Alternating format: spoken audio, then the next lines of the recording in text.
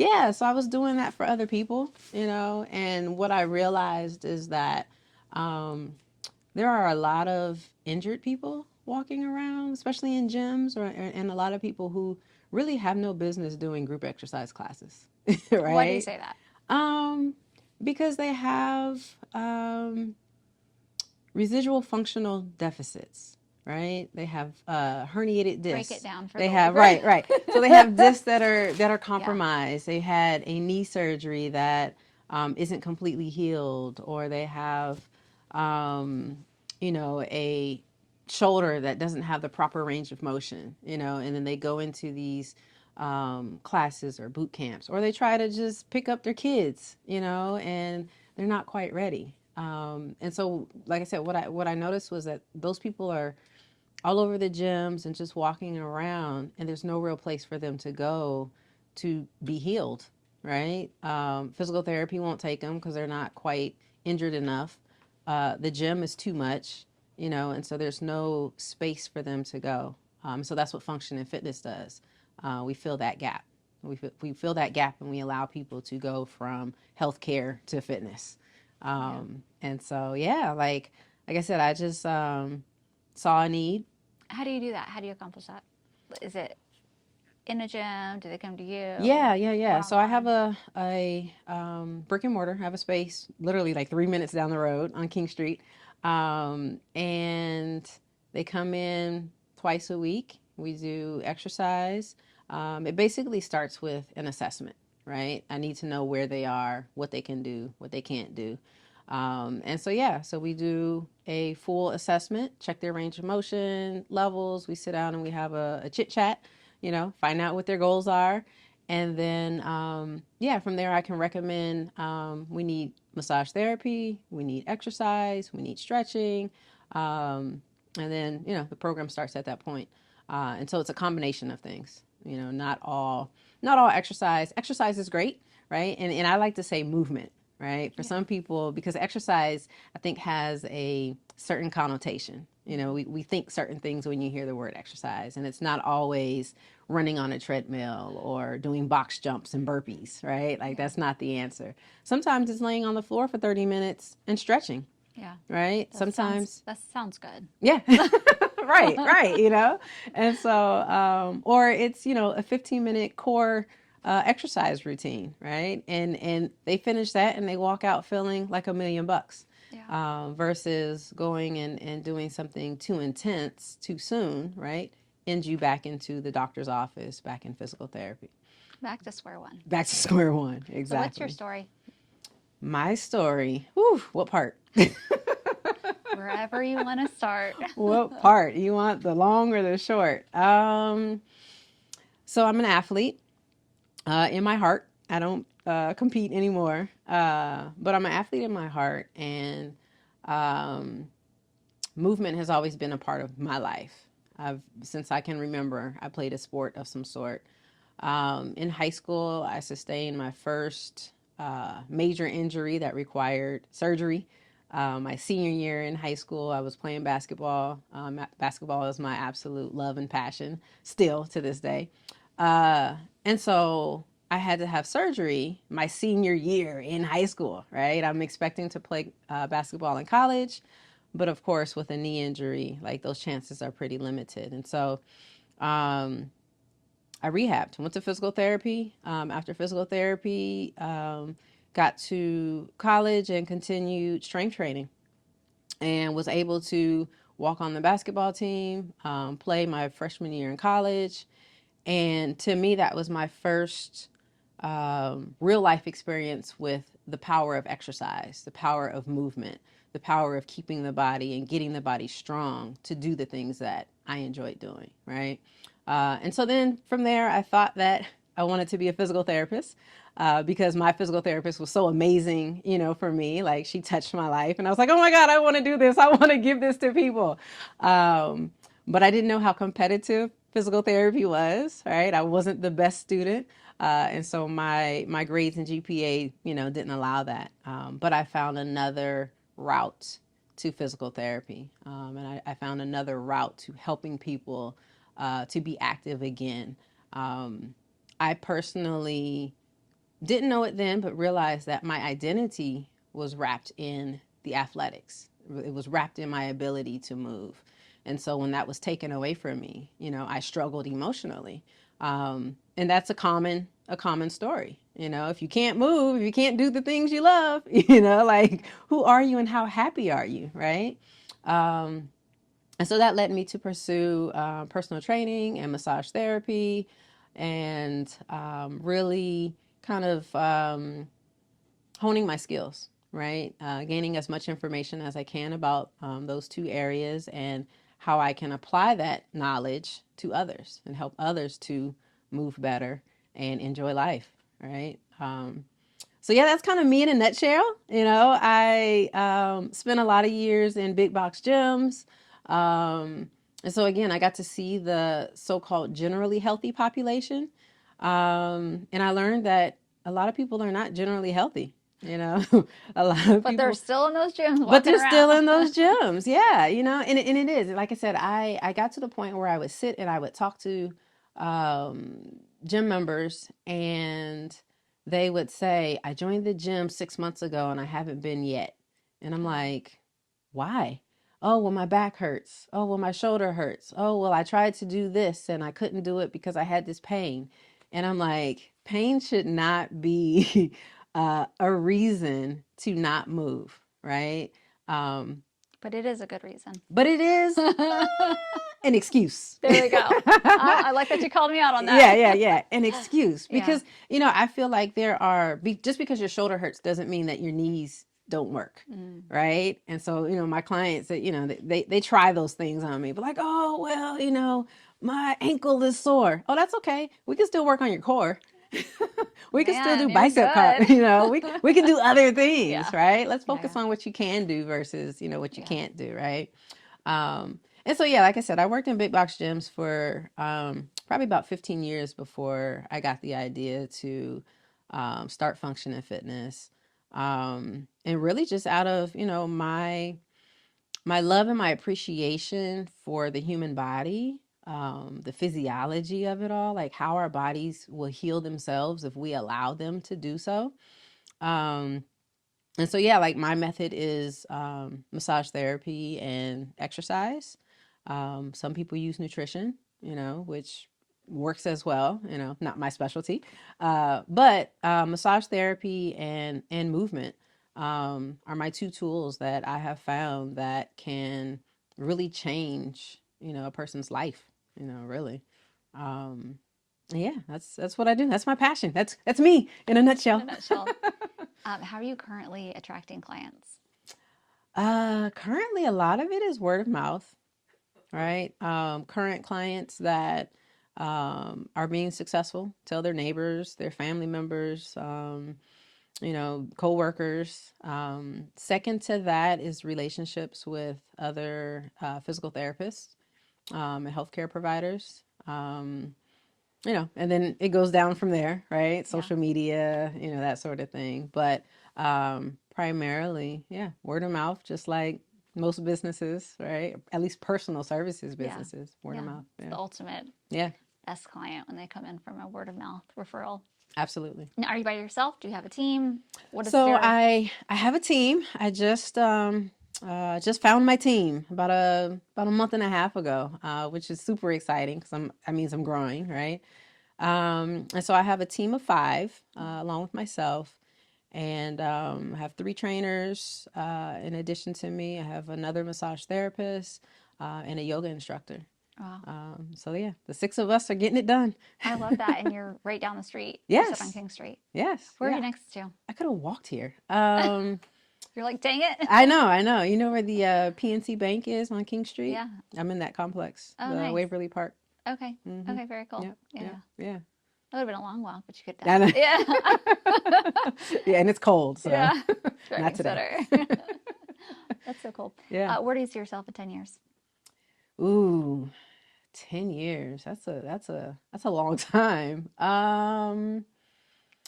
10 years, I would like to still be doing what I'm doing. Function and fitness will be um it will have grown into potentially a second location. I would like that to happen. I would be definitely in a business owner role, probably less, hands on as I am right now. Just more focused on growing and reaching and helping more people. Yeah. How about you as a human? Ooh, me as a human. Ooh, 10 years. Wow. Um. Ooh, I'd like a few more stamps on my passport.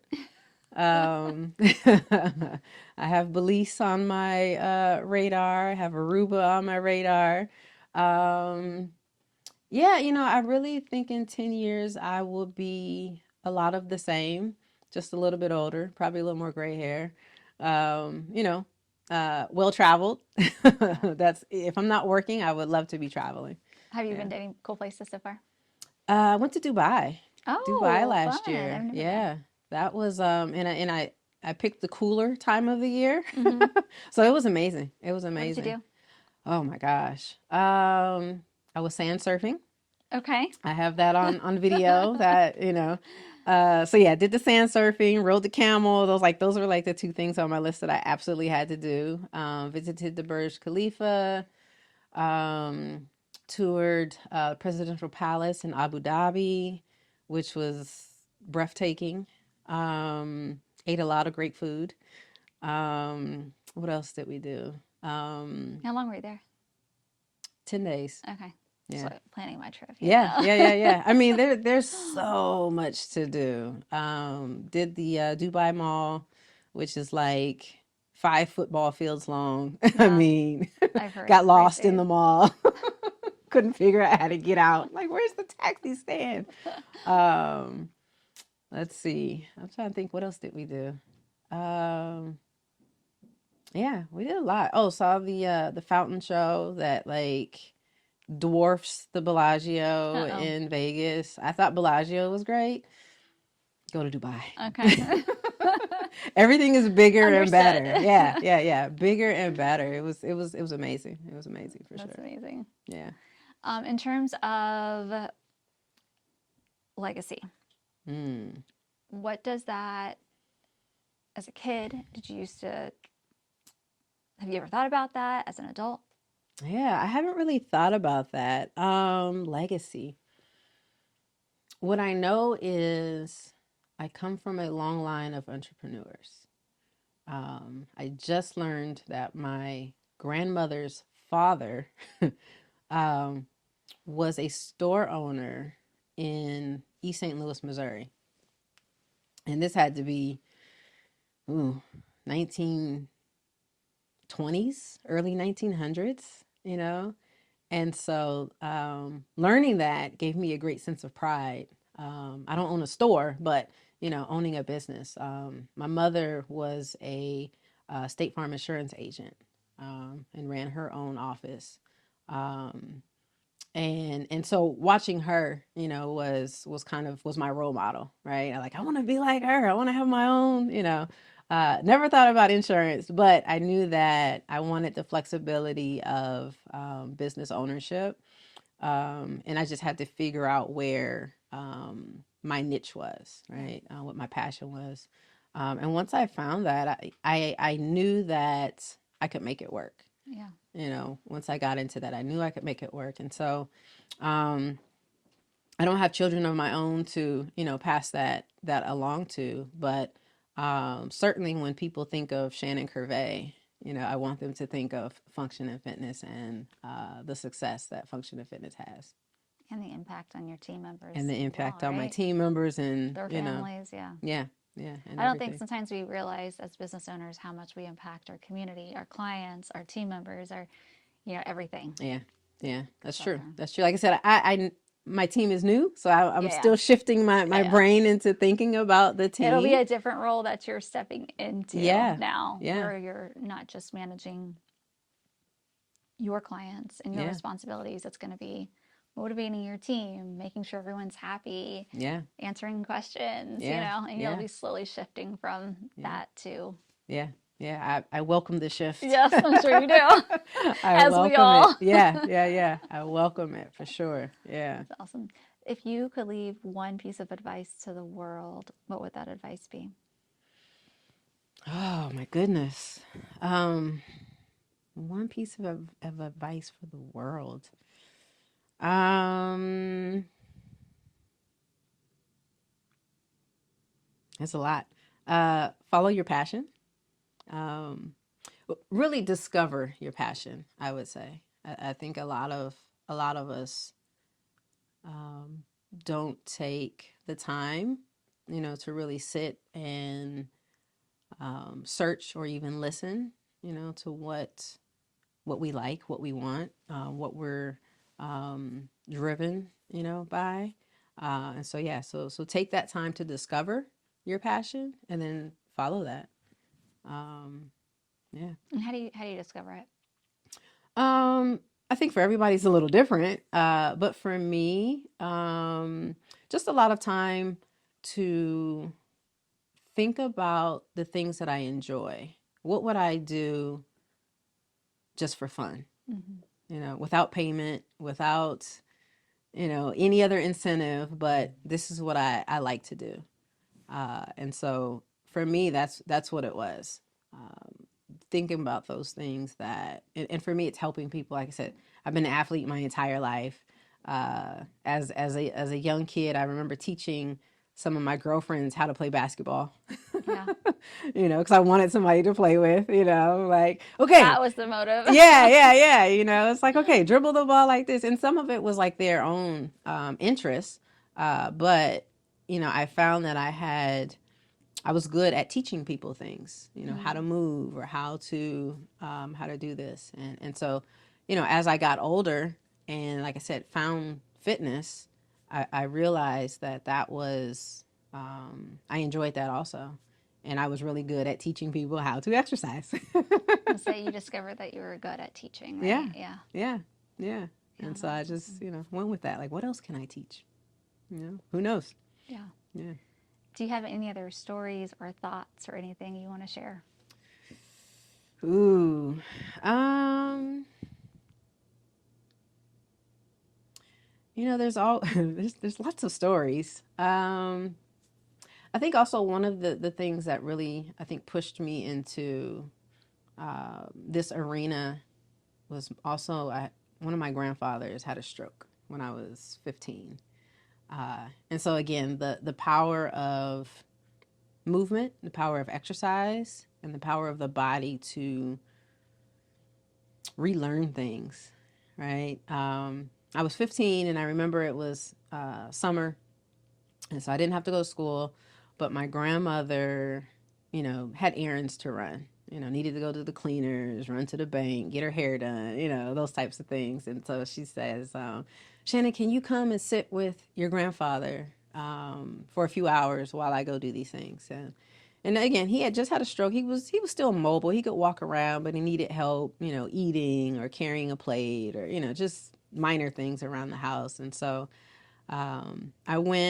we went to one of his occupational therapy appointments, and they're teaching him how to button up his shirt. They're teaching him how to climb the stairs again.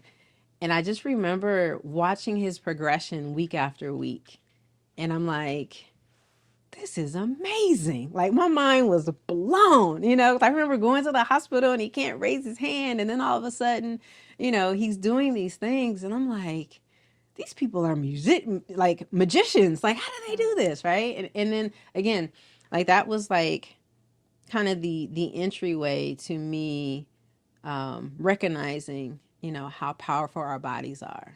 Right. If we can create a rhythm, create some consistency in our movement, our bodies will learn how to take care of us again.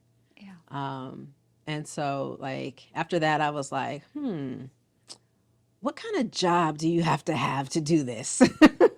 What kind of knowledge do I need, And so that I think that really like sparked my interest in, like I said, like anatomy, physiology, physical therapy, occupational therapy, all of those things. And I remember those things. Like I have clients that come in now that have had back surgeries, have had hip replacements, knee replacements, and so they're kind of in that same state of learning to walk again, learning to move again, and just the joy I have in seeing their progress, from day one to 6 weeks later to 8 weeks later and beyond. Yeah. And the reports of, oh, I was able to do this that I haven't done in months, and I'm like, that's why we're here. Like, keep sharing these stories with me. Yeah. It fills my cup.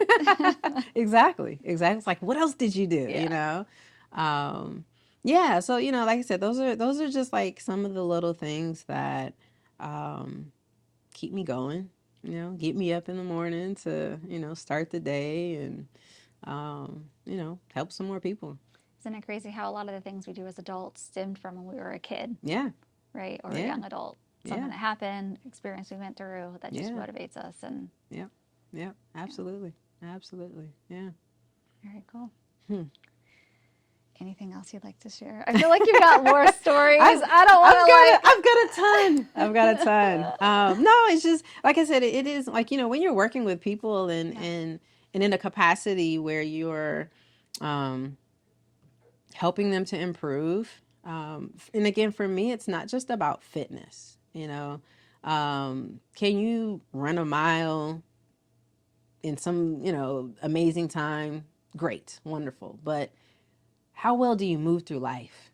How well, like, can you play with your kids? Can you get on the floor and, play blocks and stand up again? Like, those are the things to me that are most important. I've aged out of the beach bodies and, oh, I just want to look good for this or that, and if I'm honest, I never saw those goals as true goals, like meaningful, right? I moved out of general fitness for that reason. That didn't motivate me.